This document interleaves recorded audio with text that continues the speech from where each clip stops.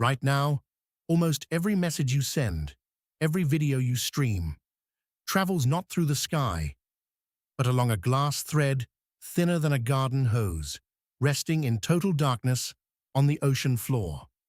Here is exactly how it happens. We call it the cloud. The word feels weightless, wireless, floating somewhere above us. But there is no cloud. There are cables, over 1 million kilometers of them, crossing the deepest trenches on Earth, carrying the entire internet between continents. Satellites handle barely a fraction. The real work happens down here. A single fiber optic strand, no wider than a human hair, can carry hundreds of terabits per second, enough for millions of calls all at once as pulses of light. It begins on land, in a quiet building near the shore. The cable comes ashore here, then runs out into the surf, buried beneath the beach, vanishing into the sea toward a coastline thousands of miles away. Out on the water waits the cable ship, a vessel built for one strange purpose, to lay a single wire across an entire ocean. In its belly, the cable is coiled by hand into vast circular tanks, mile upon mile of it. As the ship crawls forward, the cable feeds off the stern, sinking slowly into the deep. In shallow water, a sea plow rides the seabed, cutting a trench and burying the line to hide it from anchors and trawling nets. The pace is brutal in its patience. A few kilometers an hour, day after day, for weeks. Every meter must lie flat. Too much slack snags. Too little, and the cable stretches taut over a canyon and snaps. And once it's down there, the danger never stops. The seabed is not empty.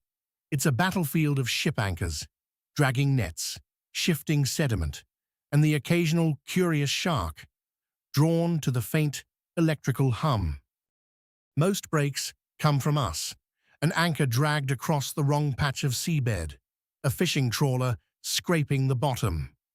In an instant, a country's connection can flicker, slow, and in some places, simply go dark.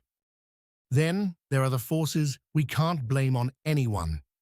An undersea earthquake triggers a landslide of mud racing down a slope and snaps a dozen cables at once, cutting whole regions off in a single violent breath.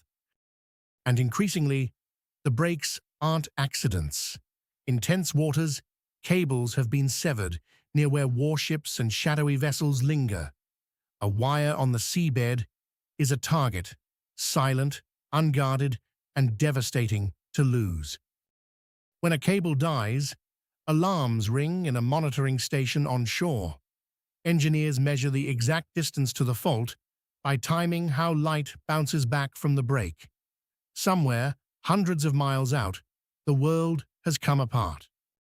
So the call goes out to a fleet most people never knew existed. The repair ships, a small global flotilla on standby year-round, waiting for the moment a wire fails beneath the waves. The ship races to the coordinates and drops a grapnel, a heavy hook dragged slowly along the seabed until it catches the cable. Then, from depths of several kilometers, the broken line is hauled toward the surface. On deck, in the spray and the cold, crews splice the fragile fibers back together by hand, aligning strands of glass under a microscope. One clean join, sealed and tested, then the mended cable is lowered back into the dark. It can take days, sometimes weeks, in storms that toss the ship like a toy, and while they work, traffic is quietly rerouted through other cables, so most of us never notice the world was ever broken. So that's the truth behind the cloud. It isn't in the sky. It's a web of fragile glass on the ocean floor, guarded by a handful of ships and the people who quietly keep the whole planet talking. The next time a page loads in an instant, remember the wire in the dark and the vessel out there waiting. Stay with us. The systems running your world are stranger than you think.